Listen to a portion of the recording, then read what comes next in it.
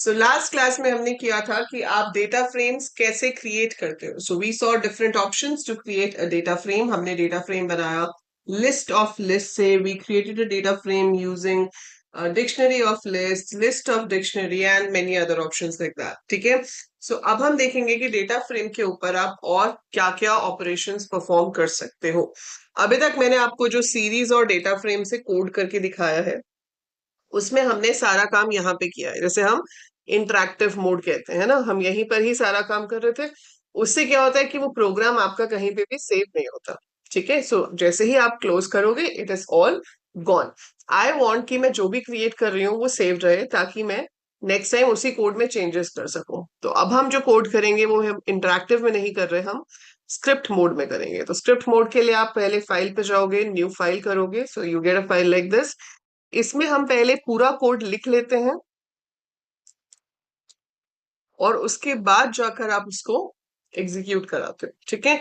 So first you are going to write down the code and then we are going to execute it, ताकि next time अगर मुझे यही जो मैंने data frame create किया होगा उसी कोड को दोबारा यूज करना हो तो मैं उस कोड को यूज कर पाऊं. It will not be erased. So import pandas as pd मैंने कर लिया. हम एक डेटा फ्रेम बना लेते हैं. लेट्स से स्टूडेंट के डेटा का ही बना लेते हैं जो हमने लास्ट टाइम बनाया था, बट वो लास्ट टाइम वाला हमारे पास नहीं है अभी. So we have to create it like this. The best way to create was dictionary of list. तो मैंने यहाँ पर एडमिशन नंबर ले लिया और यहाँ पर कुछ भी एडमिशन नंबर्स मैं ले लेती हूँ. So taken these admission numbers and then we take name. So name we take 5. हमने एडमिशन नंबर लिए हैं. सो हम 5 ही यहाँ पर नेम लेंगे, 1 for each row.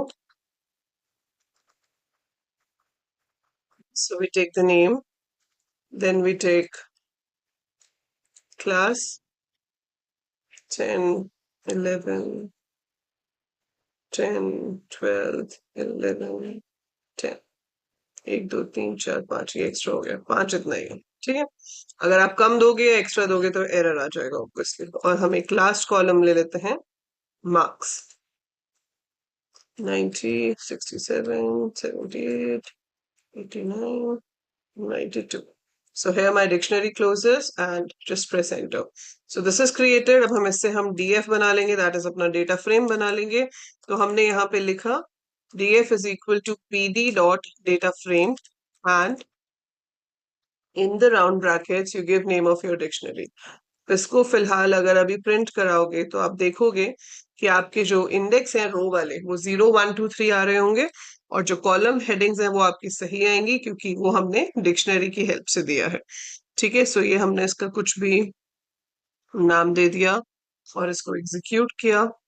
So when you execute this you will get the result on the screen जिसमें आपका data frame print होके आ जाएगा. बट यहाँ पर कहीं हमारी ब्रैकेट जो है वो गलत लगी है. सो क्या कह रहा है ये, closing parenthesis does not match opening parenthesis square bracket. अच्छा, ओवर है ये आपकी स्क्वायर ब्रैकेट होनी थी एंड गलती से करली हो गई है. आई थिंक इस वाले में भी प्रॉब्लम है. यस. सो जब आप लिस्ट क्लोज करोगे अंदर हमारे पास लिस्ट है, डिक्शनरी हमारी बाद में बंद हो रही है. ठीक है. सो वो क्या होता है, syntax error. So that's why we got that error. And now there is no syntax error, so we should expect the output to be printed over here, which is this. ठीक है. So ये आ गया आपका output यहाँ पर जिसमें admission number, name, class और marks जो है वो हमारे कॉलम हेडिंग्स हैं and then we have 0 1 2 3 4 as your row labels. ठीक है. So this much we have done earlier also कि डेटा फ्रेम बनता कैसे है. सो ये तो तरीका हो गया कि how do you create a data frame. So your data frame is created. अब what next? अब क्या करेंगे हम. सो डेटा फ्रेम तो क्रिएट हो गया but now what we have to do next is we have to perform certain operations on it. Certain operations like आपके पास बहुत सारे attributes होते हैं जो आप डेटा फ्रेम पे यूज कर सकते हो. जैसे कि मैंने आपको लास्ट में थोड़ा ब्रीफ में बताया था कि ndim से क्या शो होता है, नंबर ऑफ डायमेंशंस, जो कि डेटा फ्रेम की हमेशा 2 ही आएगी क्योंकि data frame is a two dimensional data structure. आप df dot shape attribute use कर सकते हो। df डॉट शेप एट्रीब्यूट आपको बताता है number of rows and number of columns. ठीक है, so it gives you a tuple, like हमारे डेटा फ्रेम में 5 रोज हैं, 4 कॉलम्स हैं, so it should be 5, 4। So 5, 4 is the shape, 5 rows 4 columns.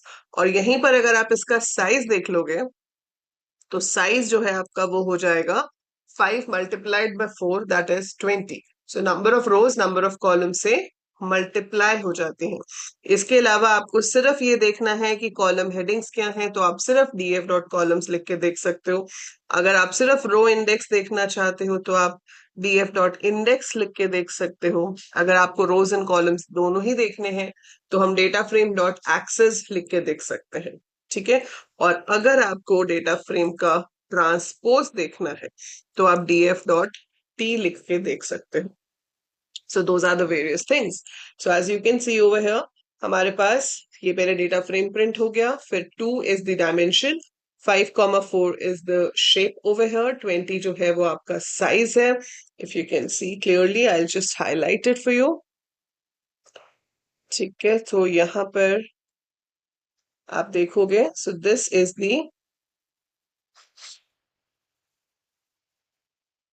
दी 2 जो यहाँ पर आपको दिखाई दे रहा है वो आपका डायमेंशन है, 5, 4 जो है वो शेप है, 20 इज द साइज। फिर सिर्फ आपका कॉलम शो हो रहा है, admission number, name, class, marks, और फिर आपके 0 से लेकर जो रेंज है वो इंडेक्स के आगे 0, 1, 2, 3, और फिर ट्रांसपोज में जो कॉलम्स हैं वो रोज बन गए और जो रोज है वो कॉलम्स बन गए। ठीक है, सो ये है आपके data frame attributes. So these attributes can be used with the data frame to work on it.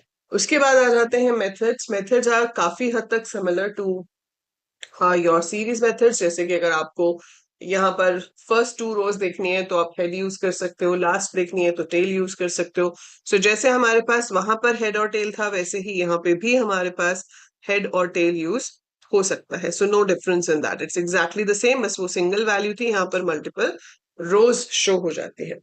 अब इसके बाद अगला ऑपरेशन क्या आता है डेटा फ्रेम पे? अगला ऑपरेशन जो बहुत इंपॉर्टेंट है वो ये है, how to add a new row और a new column, how to delete an existing row और एन एग्जिस्टिंग कॉलम। ठीक है, तो आपको एक नया रो या कॉलम ऐड करना है या आपको एक एग्जिस्टिंग रो कॉलम को डिलीट करना है, तो कैसे करोगे? सबसे इजी होता है एक नया कॉलम ऐड करना। तो अभी जब मैं इसको रन कर रही हूं तो मेरे पास डेटा फ्रेम में 4 कॉलम्स हैं, जिसमें we have admission number, name, class और मार्क्स। ठीक है, अब हम चाहते हैं कि इसमें एक ग्रेड नाम का कॉलम भी आ जाए, राइट? तो उसके लिए आप क्या करोगे? एक नया कॉलम ऐड करने के डिफरेंट मेथड्स हैं। सबसे इजी मेथड होता है, डेटा फ्रेम का नाम लिखो, स्क्वायर ब्रैकेट लगाओ, डबल कोट्स में नए कॉलम का नाम, ठीक है, और आगे लिस्ट में आप वैल्यूज दे दो जो भी आपको देनी है, लाइक 90 है।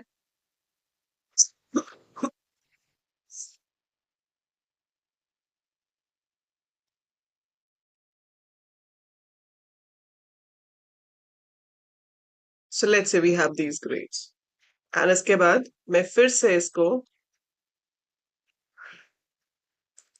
प्रिंट करा रही हूँ। So I save it, I execute it. So आप देखोगे यहाँ पर कि पहले आपके पास सिर्फ 4 कॉलम्स थे, after adding the grade you have 5 columns in your data frame. ठीक है, so it's that simple to add a new column to a data frame. So आपको ये क्वेश्चन आ सकता है, 1 मार्क का, डेटा फ्रेम ऑलरेडी गिवन है। ठीक है, 1 मार्क का मतलब ऐसे आता है कि 3 मार्क का क्वेश्चन है, उसमें डेटा फ्रेम गिवन है और 3 क्वेश्चन दिए हुए, जिसमें से एक क्वेश्चन है कि भाई एक नया कॉलम ऐड करना है। So this is how you add a new column. Data frame का नाम लगाएंगे, स्क्वायर ब्रैकेट के अंदर डबल कोट्स में नए कॉलम का नाम देंगे कि क्या होना चाहिए, इज इक्वल टू उसकी वैल्यूज दे देंगे। ठीक है, so that's how a data frame can have a new column. अब अगर आपको एक न्यू रो ऐड करनी है तो रो डायरेक्टली ऐड करने का तरीका नहीं होता, इसमें एक लॉक फंक्शन है जिसका हम इस्तेमाल करेंगे। लॉक को आगे जाके डिटेल में पढ़ोगे जब आप इसको यूज करोगे for fetching the data, but अभी के लिए if you have to add a row you have to write df dot loc, you have to give the index. ठीक है, अब हमारे पास तो 0, 1, 2, 3 है, तो 5 इंडेक्स पे हम अगला ऐड कराएंगे 0 1 2 3 4 पे, तो पहली 5 रोज है, तो छठी आपको कहाँ पर ऐड करनी होगी, इंडेक्स 5 पे। अगर हमने यूजर इंडेक्स दिए होते जैसे कि S1 S2 S3 S4 S5, तो आप यहाँ पर S6 ले सकते थे। ठीक है, सो यहाँ पर आपको क्या करना है, रो इंडेक्स लेना है। रो इंडेक्स देने के बाद लिस्ट में आपको उतनी वैल्यूज देनी है जितनी आपके पास कॉलम्स है। सो मैं एडमिशन नंबर दूंगी, मैं नाम दूंगी, मैं उसके बाद आपकी क्लास दूंगी, क्लास के बाद मैं यहाँ पर मार्क्स दूंगी, and then I have to give the grade, क्योंकि ग्रेड भी अब हमारा एक कॉलम ऐड हो चुका है। And now I am going to print the data frame. So now if you see, तो आप देखेंगे कि पहले आपके पास डेटा फ्रेम ओरिजिनल ये था, फिर इसमें नया कॉलम ऐड हुआ, इधर आ गया, फिर इसमें अब देखो नीचे एक नई रो ऐड हो गई है, हर्ष वाली। So this is how we can add a new row. So row add करने के लिए data frame dot LOC square bracket के अंदर जो भी आपका रो इंडेक्स है, जहां पे भी आप रो ऐड करना चाहते हो वो दोगे, is equal to, in list you have to give all the row values. ठीक है, इसमें क्या होता है, चाहे आपने ऊपर वाला लिखा DF ग्रेड जिसमें आपने नया कॉलम ऐड किया, या आप ये रो ऐड कर रहे हो, अगर मान लो इस नाम का कॉलम पहले से एग्जिस्ट करता, या इस इंडेक्स की रो पहले से एग्जिस्ट करती, 5 इंडेक्स वहां पे पहले से होता, तो क्या होता, एरर नहीं आता, वो उसको ओवर राइट कर देता।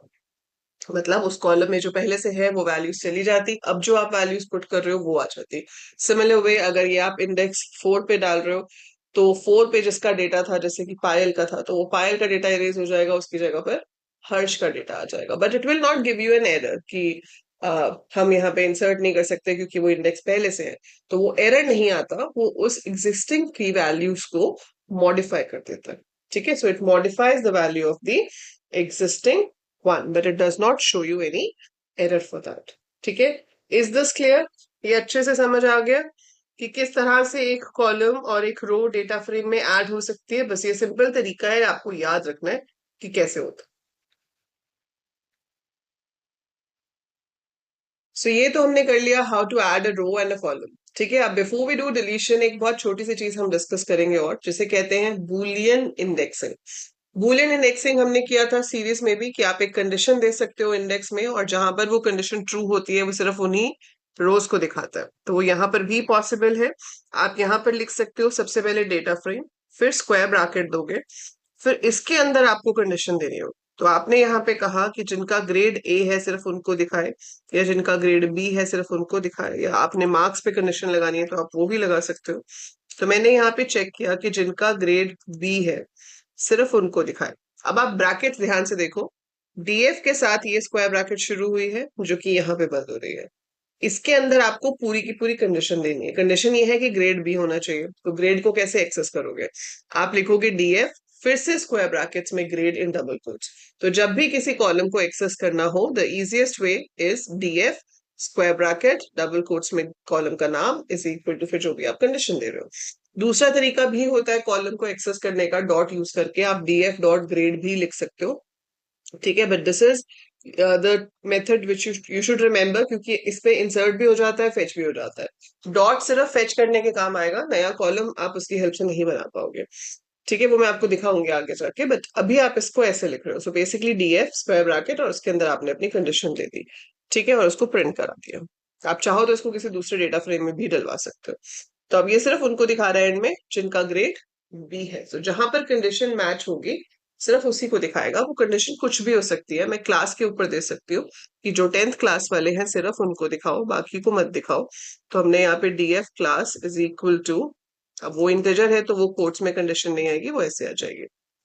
सो we run it, so it will show only those who are in class 10th।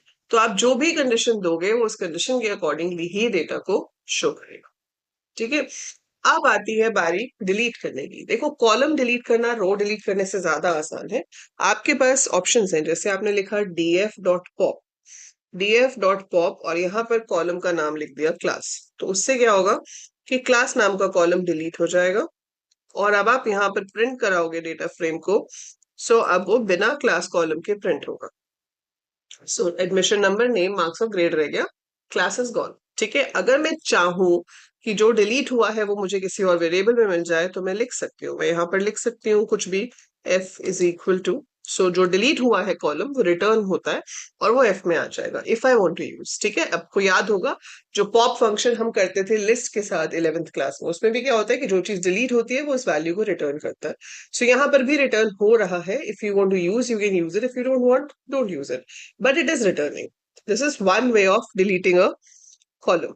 ठीक है, सो एक तरीका तो ये हो गया कॉलम डिलीट करने का। दूसरा, आप लिख सकते हो डेल df क्लास। ठीक है, एंड सेव एंड रन, इससे भी वही होगा, इट इज डिलीटेड। ठीक है, कॉलम डिलीट हो गया। सो ये दो तरीके बहुत ही सिंपल है, ये कुछ रिटर्न नहीं करता, ये सिंपली उस कॉलम को डिलीट कर देगा।